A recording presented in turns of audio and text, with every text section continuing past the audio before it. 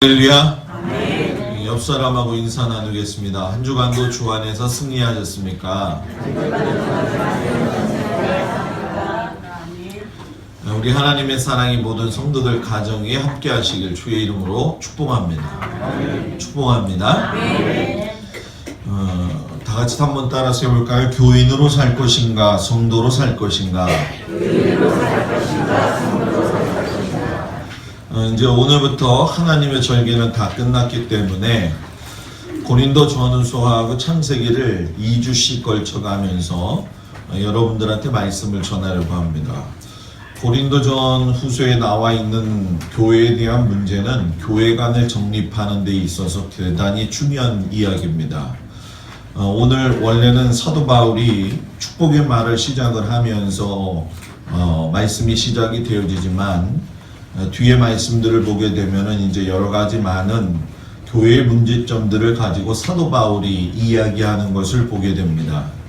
자, 그렇게 질타를 받을 수밖에 없는 교회에 대해서 왜 먼저 사도 바울이 축복의 말을 하느냐? 누구든지 주 예수 그리스도 안에 있으면 변화되기 때문에 너희들을 버리지 않겠다라는 마음이 있는 겁니다.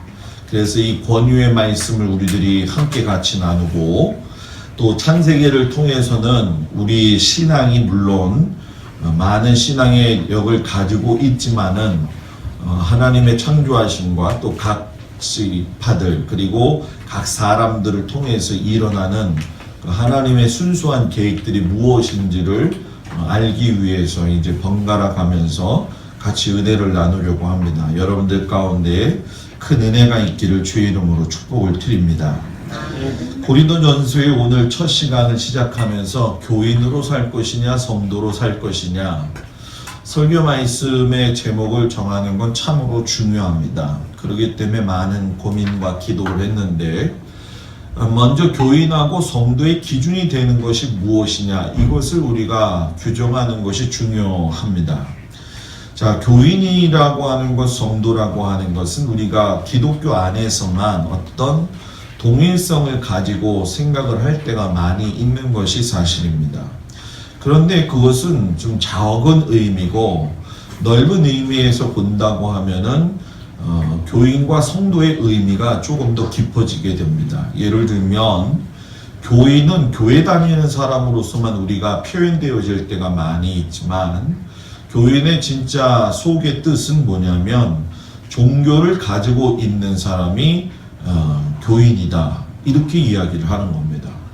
그리고 성도라고 하는 것도 하나님의 성도라는 입장에서 우리가 생각하지 말고 사전적인 의미에서 깊게 생각을 한다고 한다면, 성도는 종교별로 이렇게 세분화되어 있습니다. 제가 항상 여러분들한테 강조하는 것은 우리 기독교는 종교가 아니다 라고 하는 것을 분명히 이야기를 했죠. 자, 성도를 세분화시킬 적에 가장 제일 먼저 우리가 생각할 것이 불교의 입장입니다. 불교에서도 성도라고 하는 의미를 사용하고 있는데, 그 기준이 뭐냐면 도를 깨달아서 불타가 된 자들이 성도다, 이렇게 이야기를 합니다. 자, 그러면 카톨릭에서는 어떻게 이야기하고 있느냐? 주군이나 또는 순교자나 이런 가운데에서 덕행이나 공경을 받을 만하고 교황청에서 공식적으로 인정한 사람들이 성도다, 이렇게 이야기를 한다는 거예요. 그러니까 우리가 생각하는 그동안의 교인과 성도의 이 차이점이 분명하게 드러나고 있다는 거죠. 그러니까 여러분들이 이거를 이해를 해야 되는데, 기독교 같은 경우에 이제 우리들은 이 성도를 뭐라고 이야기하냐면 기독교의 신자를 높여 부르는 말이다, 이렇게 얘기를 합니다. 자, 여기서 우리가 한 가지 큰 은혜를 받을 수 있는 것이 무엇이냐면은 기독교 신자를 높여 부른다. 하나님께서 나를 높여서 부르신다는 거예요. 교인이 아닌 성도로 살아갈 때는 하나님이 높여서 나를 부르신다는 거죠. 그런데 이 높여 부른다는 것이 세상의 기준으로서 가지고 있는 그 사람의 어떤 학식적인 모습이라든가 지혜나 지식이 넘치는 것이나 그 사람이 가지고 있는 어떤 권력이나 명예, 또 물질, 건강 때문에 높여 부르는 것이 아니라 주님이 우리를 부르시고 높이시는 데 이유는 뭐냐? 예수님의 피 흘리심을 통해서 제 가운데 살았던 우리들이 내 자신이 그것을 알고 하나님의 자녀가 되었다는 사실을 알면서 내 삶의 중심과 사고방식과 생각이 그리고 삶의 전체가 예수님하고 동행하는 거, 예수님에게 집중하는 거, 그러니까 예수님과 동행하는 거, 집중하는 거에 부합이 될 때에 주님께서 우리를 높여 부르심으로 성도라고 이야기할 수 있다는 얘기예요. 자, 이 얘기는 여러분들한테 어떤 시험거리가 되는 것이 아니라 한번 생각을 해보자는 거예요. 내가 예수님하고 지금 동행을 하며 살고 있느냐, 또 예수님께 집중된 삶을 살고 있느냐. 동행이라고 하는 것이 같이 걸어가는 것이고, 같이 지내는 것이고, 같이 공유하는 것이고, 집중하는 것은 그 사람에게 꽂혀서 그 사람의 말에 귀를 기울인다는 얘기죠. 그래서 우리가 설교를 들을 때 집중해야 된다라고 하는 건 다른 잡생각이 들어가지 아니하기 위함이라는 거예요. 그러니까 여러분들이 교인이 된다고 한다면 첫 번째 조건이 뭐냐? 예수님을 믿기는 하지만 동행은 하지 않는다는 거예요. 여러분들이 교인이 된다는 것은 예수님을 믿기는 하지만 예수님께 집중하지는 않는다는 거예요. 그러니까 성도가 되기 위해서는 예수님과 동행하고 예수님에게 집중되어지는 삶을 살아야 된다는 거예요.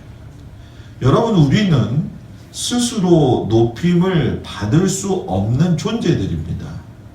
어떤 그 노력을 한다 할지라도 우리들 스스로가 우리를 높일 수 있고 우리가 가지고 있는 어떤 자기의 재능과 능력이나 어떤 모든 인간의 기준으로서 보는 것이 나를 높일 수 있는 것으로 생각해서는 안 됩니다. 조금 더 쉽게 얘기한다고 한다면 내가 나이가 많거나 내가 또 나름대로의 어떤 노하우가 있기 때문에 경험이 있는데 이 경험이 자기를 높이고 있는 거냐? 그건 아니라는 거예요. 그거는 세상 사람들이 하는 기준입니다. 내가 높임을 받을 수 있는 건 예수님이 나를 위해서 죽으셨다라고 하는 구원의 확신이 있어야 되고 그 구원의 확신을 믿음으로 인해서 내가 곤경에 처하든 부에 처하든 죽음에 처하든 병 가운데 처하든 간에 하나님 나라의 소망을 가지고 있으면서 내가 살아간다라고 하는 분명한 의식이 있는 사람이 여러분 뭐예요? 하나님께서 높여주신다는 거예요. 그렇기 때문에 그것이 가난한 사람이기 때문에 인간적으로는 무시를 받을 수가 있고 세상 사람들이 우리를 잘 모르기 때문에 예수만 믿고 있네, 저 시간 낭비하는 거 아니야? 이렇게 얘기해서 무시하고 있는 것이라고 할지라도 주님께서 우리를 바라보실 때에는 여러분 뭐예요? 우리를 높일 수밖에 없는 은혜가 우리 가운데 있다는 거예요. 그렇기 때문에 성도가 살아가면서 고린도 전후서를 제가 택하면서 이 예수님을 닮는 교회와 성도와 매치를 시킬 수밖에 없는 게 뭐냐면 내가 교인이 되고 성도가 될 수 있는 그 기준의 시작점이 어디냐면 교회가 뭐냐는 것을 알아야 된다는 거예요. 교회가 가난한 사람만 도와주고 또 어떤 사회 속에서 큰 기여를 하는 것도 중요하고 또 교회 안에서의 어떤 교회 교제도 중요하지만 가장 본질적인 교회가 가지고 있는 이 정체성이 뭐냐라는 거예요. 그런데 주님이 말씀하시고 사도 바울이 이야기하는 교회의 정체성이 뭐냐 하면 건물 자체가 아니라는 거죠. 주님이 말씀하시는 것은 이 교회가 바로 우리들 한 사람 한 사람이라는 얘기입니다. 그러니까 우리가 제대로 설정에 교회가 쓸 수가 있다라는 거예요.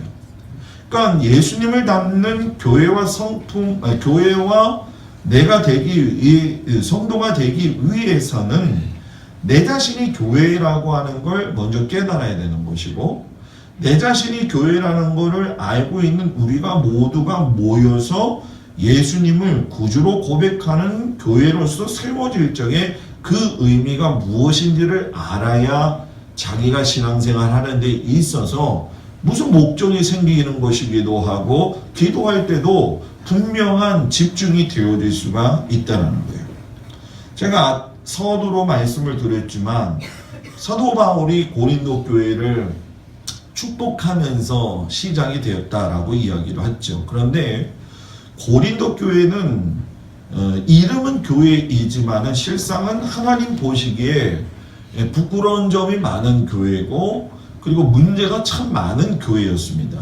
예를 들어서 그 교회 안에도 파벌의 문제가 있었고, 여러분은 쉽게 얘기하면 뭐 당을 짓는 거죠. 좋은 사람들끼리 지내고 말이 통하는 사람하고 지내고 연륜이 같은 사람하고 지내는 거, 또 내 사상, 내 어떤 정치관, 철학관이 같이 있는 사람하고 지내는 거, 이건 여러분 당 짓는 거고 파벌 문제예요. 교회는 나이나 모든 자기가 가지고 있는 걸 다 떠나서 뭐 해야 돼요? 예수님 안에서 하나가 되는 것이 중요한 것입니다. 그런데 고린도 교회는 그러지 못했고, 고린도 교회 안에는 또한 불륜 사건이 있었고, 세상적으로는 서로 법정 소송을 하고 있었고, 또 혼인 문제나 우상 숭배에 대한 재물을 먹는 문제 때문에 문제가 상당히 대두가 되었어요. 그리고 공적인 집회의 어떤 질서적인 문제도 혼란이 좀 많았었고, 예수님이 부활하신 이 부활론에도 문제가 많았고, 요즘 뭐 한참 뭐 이슈가 되고 있다고 하지만 벌써 우리들한테는 익숙한 하나님께서 주신 어떤 그 재물을 가지고 우리가 주님 앞에 예물을 드렸을 때의 그 물질과 헌금에 대한 부분들이 불분명한 그러한 문제가 많은 교회에 있다는 거예요. 그런데 이 안타까운 것이 이 사실이 이 고린도의 교회만의 문제가 아니라 지금 한국 교회의 문제가 되었다는 것에 대해서 우리가 같이 통감을 해야 되는 겁니다. 그렇기 때문에 저는 고린도를 갖다가 설명하고 설교하기로 작정한 이유가 뭐냐면, 우리 교회가 2015년도에 예수님을 성품을 담는 교회와 성도가 되기 위해서는 이것이 지침이 될 수가 있고 이것이 우리를 바르게 할 수 있다라고 하는 하나님이 확신을 주셨기 때문에 시작을 한 겁니다.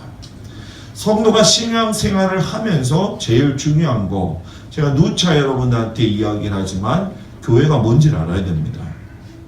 교회에 나오니까 교회를 다 알고 있는 것 같지요.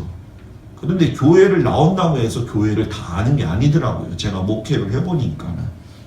교회를 나오면 교회가 가지고 있는 분명한 영향력이 있습니다. 아까도 이야기했던 것처럼 내가 성도로서 하나님 앞에 교회로 서 있다는 것조차도 모르는 경우가 많이 있다는 거예요. 그러니까 성도로 살지 못하고 교인으로 사는 겁니다. 내 자신이 교회라는 걸 알면은 성도로서 살 수밖에 없는 겁니다. 저는 그래서 우리 성도들이 따라서 해볼까요? 예수님의 이름을 의지하며 거룩하게 살아라. 거룩하게 살아라. 뭐라고요? 예수님의 이름을 의지하며 거룩하게 살아라. 사람이 예수를 믿어서 성도가 되었다 이렇게 얘기를 하지만 실상 어떤 의미에서 내가 성도가 되었다고 해가지고 훌륭한 사람이 되는 것은 아닙니다. 자, 왜냐하면 성도라는 개념과 교인의 개념을 제가 계속 이야기하고 있지만은 예수님을 우리가 따른다고 하고 있지만은 성도보다는 교인으로서 사는 것에 대해서 만족하는 경우가 많은 것이 지금 우리들의 현실이기 때문에 그렇다는 거예요. 그런데 저는 여러분들과 같이 은혜를 나누면서 느끼겠지만 여러분들 스스로도 하나님께서 우리들에게 인생을 주셨다고 한다면 이 인생 가운데서 하나님을 만나게 하셨다고 한다면 인생을 낭비하지 말고 살아야 된다는 것이 우리에게 주어진 하나님의 명령이라고 저는 생각을 합니다. 그렇기 때문에 한시라도 예수를 믿고 하나님을 믿는 성도라고 한다면 거룩하게 살기를 원해야 되고 거룩해져야 합니다. 이건 뭐 단순히 보여지는 의식적인 행동을 가지고 있거나 또 그 사람이 가지고 있는 직임 때문에 그 사람이 거룩하다는 건 아니라는 얘기예요. 제가 요즘 메시지 성경을 사서 보고 있는데 아주 현대적으로 잘 풀어놓은 말씀입니다. 굉장히 이제 그것이 합본으로 나왔기 때문에 너무 좋은데 그 메시지 성경을 보게 되면은 우리가 좀 놓치고 있는 부분들을 갖다가 현대적인 언어로 사용을 하는데 그때 이 메시지 성경의 1절에 보면은 사도 바울이 이야기하기를 뭐라고 이야기하냐면 하나님의 계획과 예수님의 부르심을 받았다. 누가? 너희들이. 그러면서 2절에 가서 하나님의 교회에 속한 자에 대해서 이야기하시기를 뭐라고 하냐면 예수님께서 깨끗하게 하신 자고 하나님의 영으로 충만하게 구별된 자다. 이렇게 얘기를 합니다. 자, 이 얘기가 쉽게 얘기합니다. 여러분들은 하나님의 계획 안에서 예수님의 부르심, 콜링을 받았다는 얘기예요. 그리고 예수님의 콜링을 받고 나서 끝난 게 아니라 예수님을 믿음으로 인해서 예수님 안에서 여러분들은 깨끗한 자가 되었고 하나님의 영으로 충만한 자가 되었다는 거예요. 그러니까 나를 살펴볼 적에 내가 부르심을 받았다라고 하는 확신이 안 선다고 한다면 그 성도가 아니라 교인이라는 얘기입니다. 또 예수님 안에서 내가 깨끗한 자로서 살았는데 내 마음속에서 자꾸 옛 과거에 대한 그 죄의 지배를 받고 있다고 한다면 그건 믿음이 없는 겁니다. 그리고 하나님의 영으로 충만하게 되어질 적에 이것은 하나님이 부어주시기도 하지만은 자기가 의지적인 노력을 통해서 하나님하고 가까워져야 됩니다. 자, 다시 해석한다면 사도 바울이 이야기하는 건 뭐냐면 자기 자신도 사도로서 부르심을 받을 자격이 없는 사람인데 하나님의 계획 안에서 내가 예수님의 부르심을 받았다라고 하는 것을 알고 깨달았다는 거예요. 그러니까 하나님의 계획과 뜻이 아니면 여기에 우리가 나와서 예배를 드릴 이유도 없고 필요도 없다는 거예요. 그러니까 하나같이 여러분들을 이 자리에 모여서 함께 하도록 하고 예배 드리게 하는 건 하나님의 은혜입니다. 내가 해서 되는 게 아니라 이건 하나님의 은혜예요. 그렇기 때문에 교회에는 사람의 말이 앞서면 안 된다는 얘기예요. 사람의 권위가 앞서면 안 된다는 거예요. 하나님의 말씀이 앞서야 되고 하나님의 권위가 서야 되는 겁니다. 이것은 내가 교회라고 생각했을 때 여러분들이 교회이기 때문에 집으로 가게 되면 여러분들이 집에 갔을 때도 집에서도 여러분들은 교회가 돼야 되는 거예요.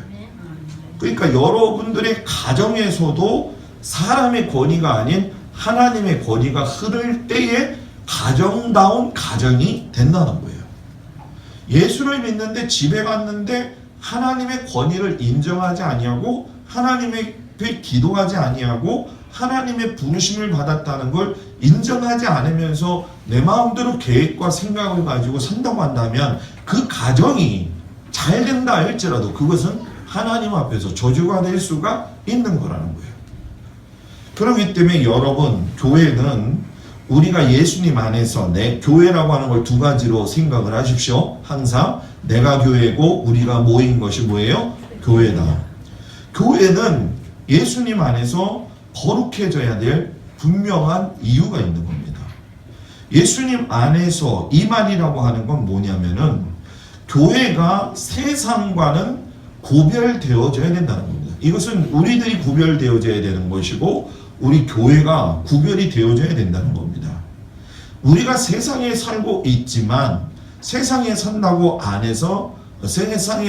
해서 그 안에서 하나님의 존재를 잃어버리고 산다고 한다면 우리는 부르셨던 하나님의 그 계획과 섭리를 잊어버리고 살고 있다는 거예요.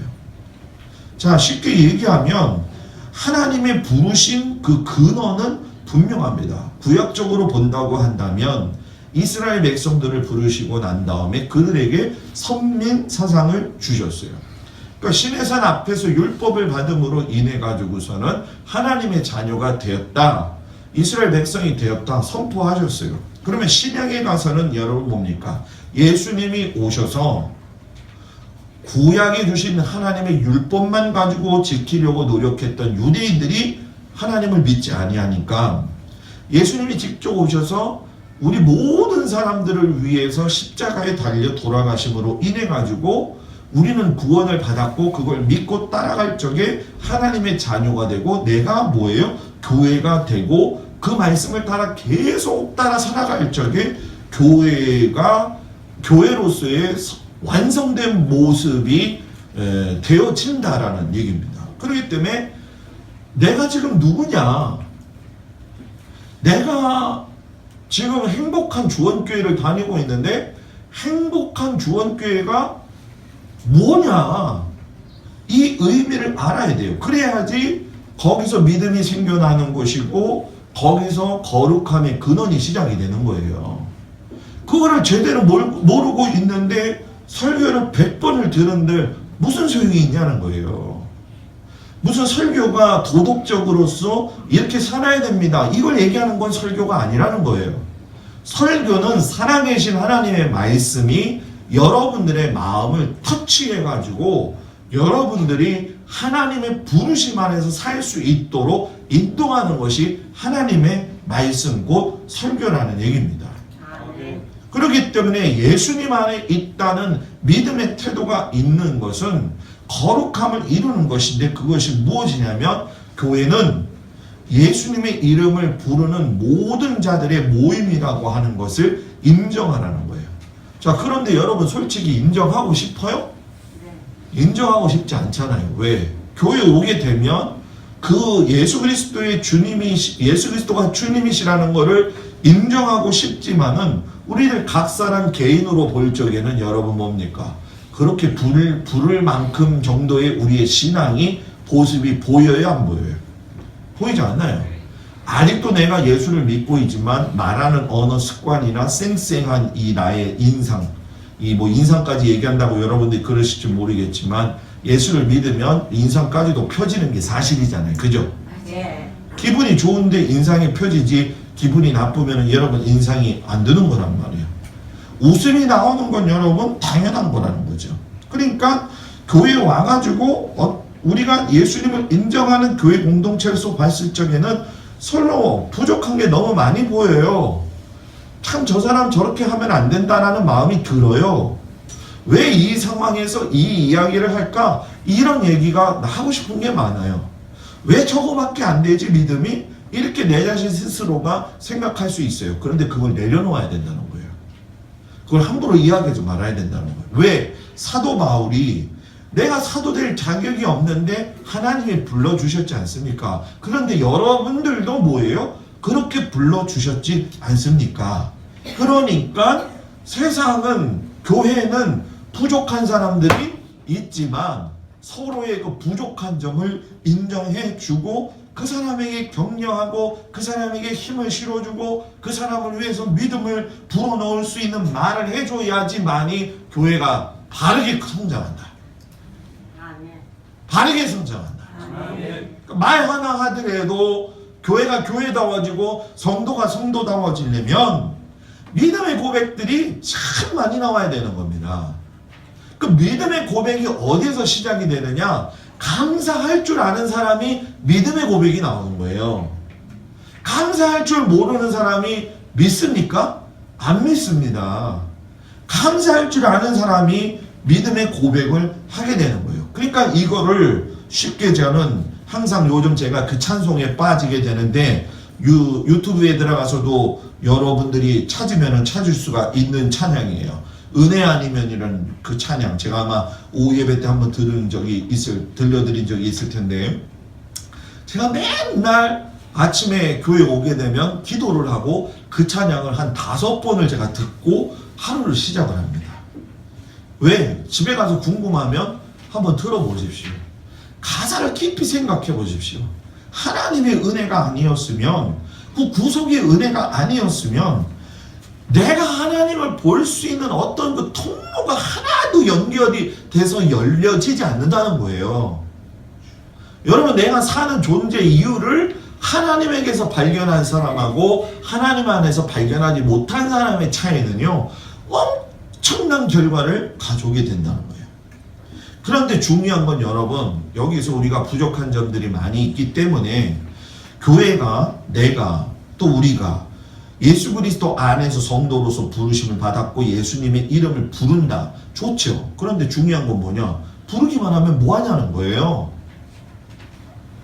부르기만 하면 뭐 하냐는 거예요. 결국 순종을 통해서 열매를 뭐예요? 맺게 되어 있다는 얘기입니다. 사울왕이 왜 실수를 했습니까? 가장 절대절명의 위기의 순간 때에 하나님이 원하시는 제사를 드리도록 기다릴 수 있는, 너가 끝까지 나를 신뢰할 수 있어야 되지 않느냐.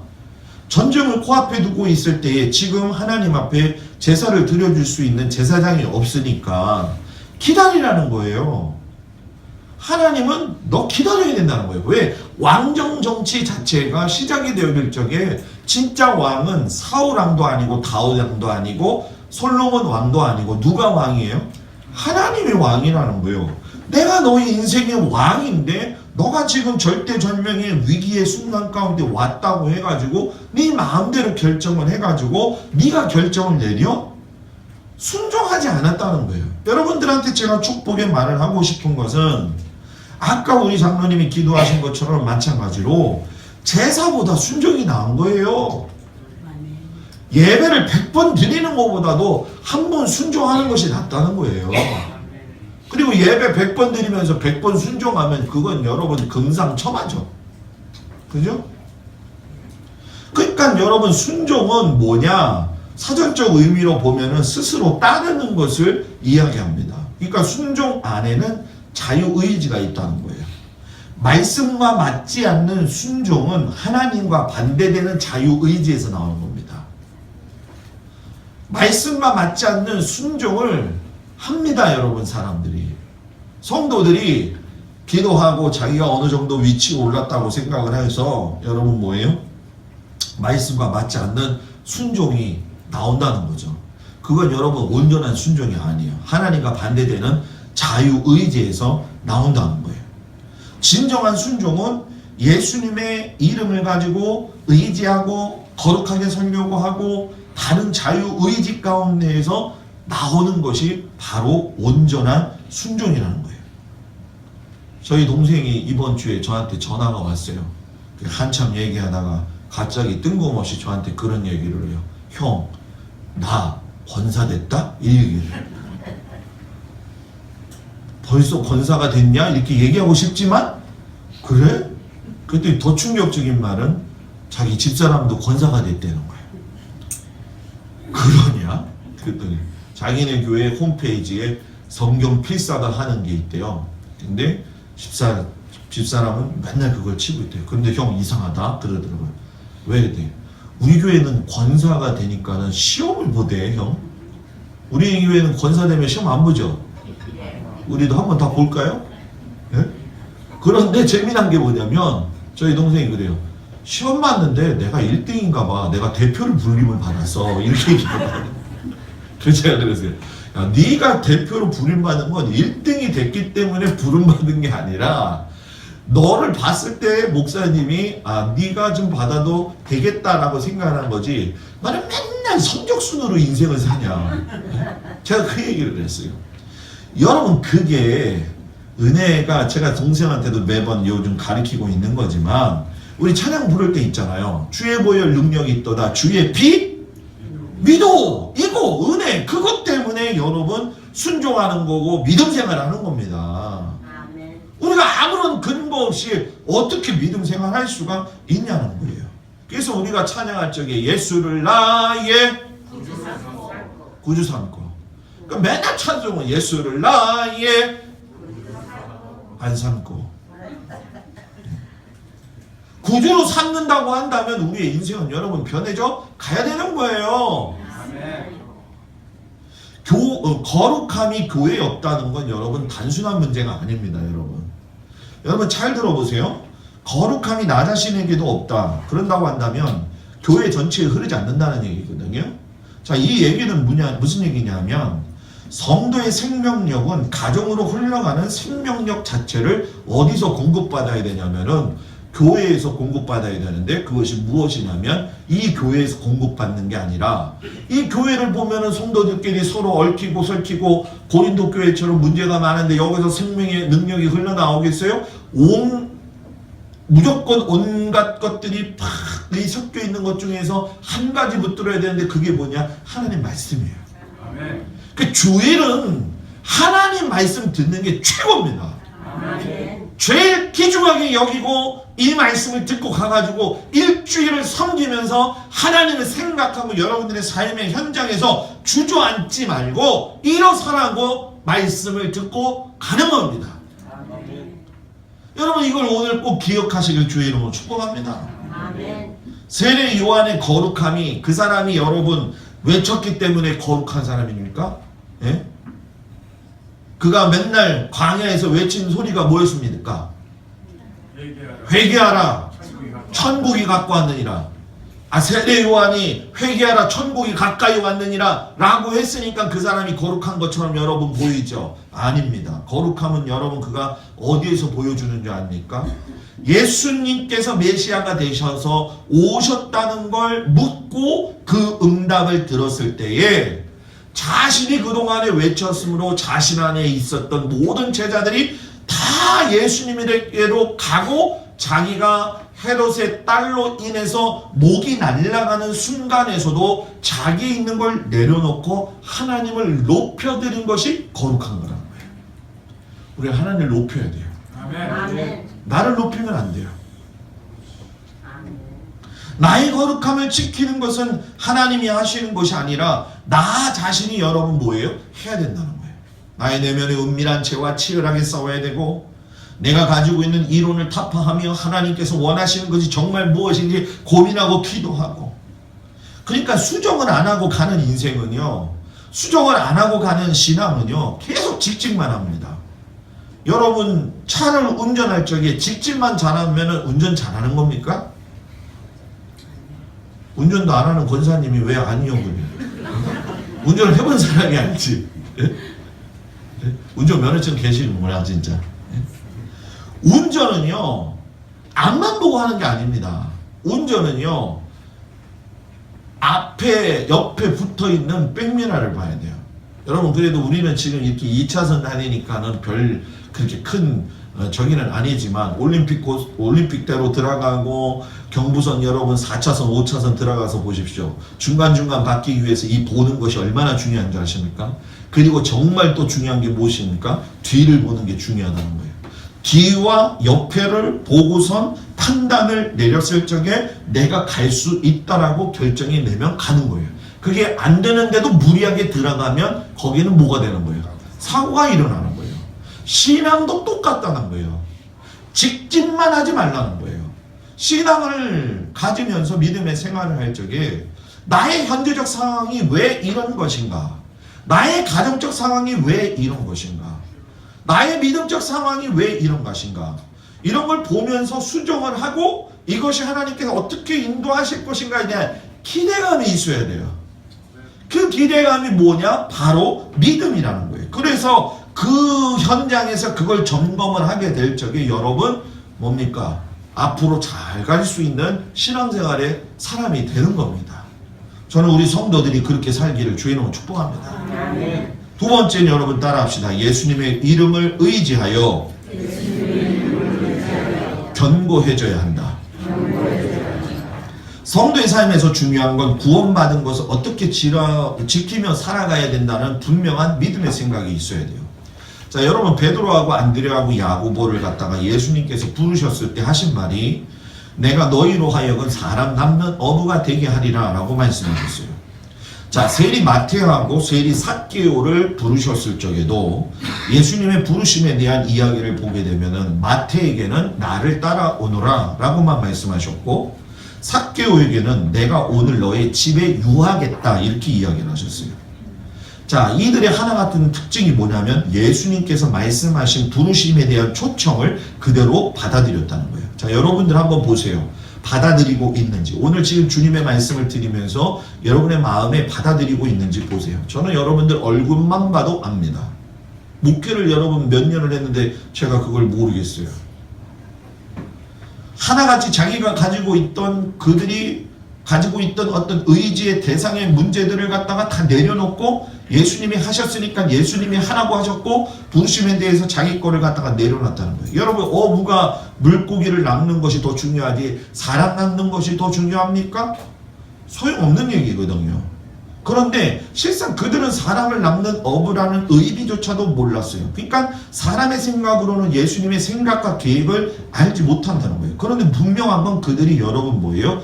하나님의 말씀을 처음부터 정확히 알고 있지는 못했지만 따라갔다는 거예요. 그게 믿음이에요. 그게 믿음이라니까요. 아멘.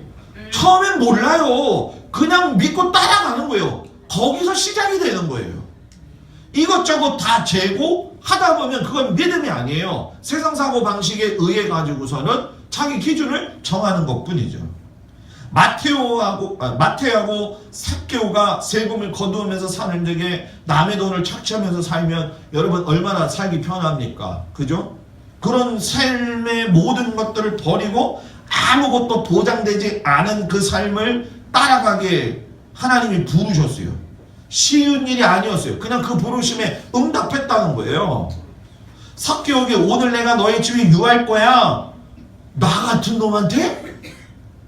나는 세리잖아. 나는 죄인이라고 하고 내 동족들도 나를 나쁘게 보고 있는데 저분이, 저 메시아 되셨다고 하시는 그분이, 하나님의 아들이시라는 분이 내 집에, 너희 집에 내가 유하야겠다라고 할 적에 여러분 거기에서 뭐가 찾아옵니까? 은혜가 찾아오는 거예요. 야, 나 같은 사람한테도 하나님께서 나를 긍휼히 여기시고 불러주시는구나. 그러니까 그걸 아니까 자기 있는 거 다 소용없다는 거예요. 자기가 노력한 거 소용없다는 거예요. 그걸 아니까 따라가겠다는 거예요. 아멘. 이것이 오늘날 우리에게 필요한 여러분 뭐예요? 믿음이라는 거예요. 아멘. 그래서 여러분 제가 늘 강조하는 게 의지력을 가지라는 거예요. 여러분, 하나님은 고린도 교회에 주신 은혜가 참 많았습니다. 그래서 오늘도 말씀을 보면 그들이 언변과 모든 지식에 있어서도 풍족하였다라고 이야기해요. 여러분, 언변과 지식이 무엇인 줄 아십니까? 그냥 얘기하는 게 아니라 참된 지식과 덕스럽고 은혜로운 언어들을 이야기하는 겁니다. 저는 여러분 될 때까지 이야기할 겁니다. 여러분들의 참된 지식과 덕스럽고 은혜로운 언어들이 우리 교회에 생기지 않는 이상에는 여러분, 우리가 하나님의 교회로서 서갈 적에 겉모습은 설 수 있지만 온전하게 서지 못하고 가정도 온전하게 서지 못합니다. 여러분, 야고보와 요한이 사마리아 동네 앞에 섰을 적에 뭐라고 저주했습니까? 저것을 갖다가 하늘로부터 불을 내려가지고 불바다를 만들어 버려야 된다고. 사도 바울과 베드로가 다툴 적에 음식을 먹는 율법의 문제를 가지고 얼마나 싸웠습니까? 그들도 여러분 참된 지식이나 참된 어떤 언어의 덕스러움은 없었습니다. 근데 여기서 목사님, 그들이 덕스럽지 않았는데 우리도 그럴 수 있는 거 아닙니까? 여러분, 그런데 잘 보세요. 12명의 제자의 사도의 사이클을 보게 되면 그들이 그렇게 계속 살다가 죽은 게 아니에요. 그들은 절대로 그 습성을 가지고 끝까지 살다 죽은 게 아니라 버리고 주님을 따라 살았다는 거예요. 그것이 바로 여러분 뭡니까? 사도들을 통해서 우리가 알게 되는 것이고, 그것이 우리의 믿음을 갖다가 뭐예요? 견고하게 된다는 거예요. 그래서 여러분, 복음은, 믿음은 지식의 습득이 아니라는 거예요. 자꾸 지식의 습득으로 받아들이려고 하니까 말씀을 가지고 자꾸 판단하고 논쟁하려고 하는 거잖아요. 믿음은 하나님이 주신 선물이에요. 모세는 40년 동안 애굽의 지식을 습득했지만 실패하고 하나님을 만난 후에 40년 동안 믿음의 훈련을 받은 후에야 이스라엘 백성들을 이끌고 나아가는 거예요. 이제 여러분들에게 있어서 필요한 것은 말씀에 대한 지식도 필요하지만 가장 중요한 건 여러분 뭡니까? 믿음이 있기를 바랍니다. 아멘. 목사님, 내가 믿음이 없는 것처럼 보이세요? 저는 그러한 믿음을 이야기하는 게 아니라는 거예요. 여러분, 마지막 고린도 교회 성도들이 견고해지면서 바르게 나가기를 원하는 그 사도 바울의 마음을 아십니까? 알아야 됩니다. 그것이 바로 교회를 바라보고 있는 저의 마음이고 여러분들을 바라보는 저의 마음이고 주님의 마음입니다. 마지막으로 중요한 거 따라합시다. 예수님과 교제하며 살아가자. 여러분, 성도의 믿음은요, 신앙의 태도는 견고해야 됩니다. 견고해야 됩니다. 견고해야 된다는 것이 여러분들이 볼 적에는 뭐 말로 들으니까 그렇지만 우리가 여우가 담을 허물 적에도 보면은 사실상 별거 아닌 것 때문에 무너지게 되고, 댐이 바늘 구멍 같은 것 하나만 생기기 시작하면 시간이 흘리게 되면 여러분 뭐예요? 그 뚝이 무너져요. 약수터, 이런 설악산에 가서 보게 되면은 오래된 약수터, 이렇게 물 떨어진 곳을 보게 되고, 또 다리 곁을 지나게 되면 낙수가 떨어지는 것을 보게 됩니다. 동굴에 가게 되면은 여러분 뭡니까? 또 낙수가 떨어져 가지고 석회암들이 뭐가 되죠? 석순이 되는 걸 보십시오, 여러분. 물 한 방울이 결국은 바위를 뚫어버리고 바위를 파버리게 만들잖아요, 여러분. 이것이 바로 견고해지는 것 중에 방해하는 요소들을 보여주고 있는 대표적인 게 뭐냐면은 자신이 하나님과의 관계 속에서 바르게 교제하지 않고 살아가기 때문에 계속 되풀이되는 악순환을 겪는다는 거예요. 나를 견고하게 한다고 하니까 육체적으로 강건해지고 물질 얻기 위해서 열심히 노력하고 대인관계를 통해 가지고 어떻게든 좀 넓혀가고 사회생활을 좀 잘해서 인정도 받고 자신의 직업관에 대해서도 좀 어떤 좀 특별한 의식을 갖고 가는 것이 다 중요하지요. 근데 중요한 건 여러분 뭡니까? 내가 하나님의 자녀라는 사실을 그걸 잊어버리고 그렇게 삶을 살아가게 되면 나의 주권자 되신 하나님이 나를 인정하지 않는다는 걸 알아야 돼요. 나의 하나님이 되신 하나님이 나를 인정하실 때 그 사람은 견고해지는 겁니다. 그래서 예수님 앞에 성도의 견인이라고 하는 이야기가 있잖아요. 견인되어야 된다. 이것이 견인이라는 건 뭐냐면 원하는 방향으로 끌어당기는 것이 견인이에요. 그러니까 예수님이 견인하신다. 성도의 견인은 뭐예요? 예수님이 원하시는 방향으로 끌어당기시도록 자기 자신을 맡겨야 된다는 거예요. 내가 예수님 믿기로 작정했고 지금까지 왔다고 한다면 내 자신 앞에 미숙하고 과거 지향적인 모습이 있어도 자꾸 넘어져도 오뚜기처럼 일어나시기를 주의 이름으로 축복합니다. 훌륭한 감독 밑에는요, 훌륭한 선수들이 있는 겁니다. 우리나라에 지금 감독으로 있는 슈틸리케 감독이라든가 또 2002년 월드컵을 이끌어갔던 누구죠?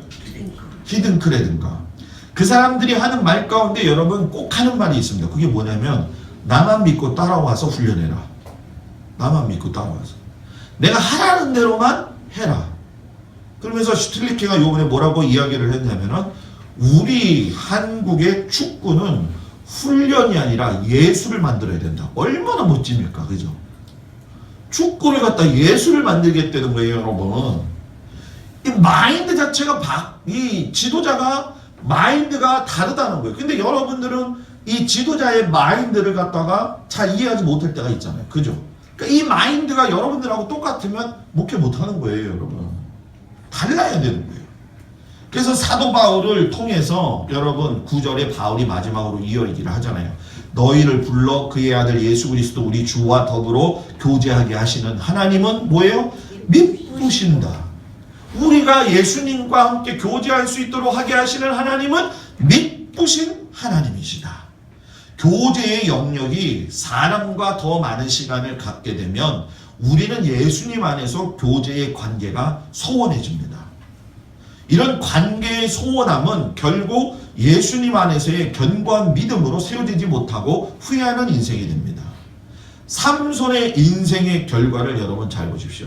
삼손을 여러분 잘 읽어보면은 삼손이 드릴라이에서 머리가 깎여질 때에 뭐라고 이야기하냐면 너의 이름이 평생토록 사람들의 이름에 불려질 것이다. 이렇게 얘기했어요.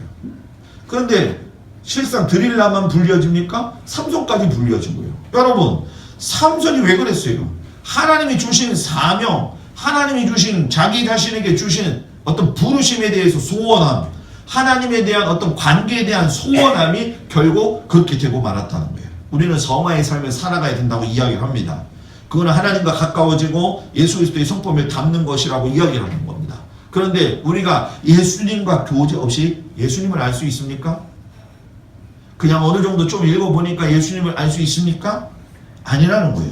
우리는 당장 오늘부터 새로운 마음을 갖고서라도 여러분 성경을 들어 읽고 기도하면서 예수님과 풍성한 교제를 누리게 될 적에 올 한 해가 여러분들한테 엄청난 은혜가 있게 됩니다. 아멘. 여러분들이 이걸 믿고 믿음으로 나아갈 적에 하나님이 역사하시는 거예요.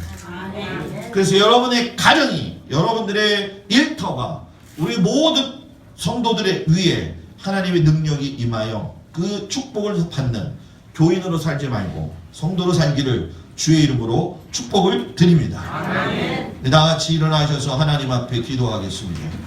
통성으로 기도할 적에 하나님, 오늘도 주께서 주신 이 말씀을 통하여 주님 안에서 새로워지기를 간절히 기도하고 원합니다.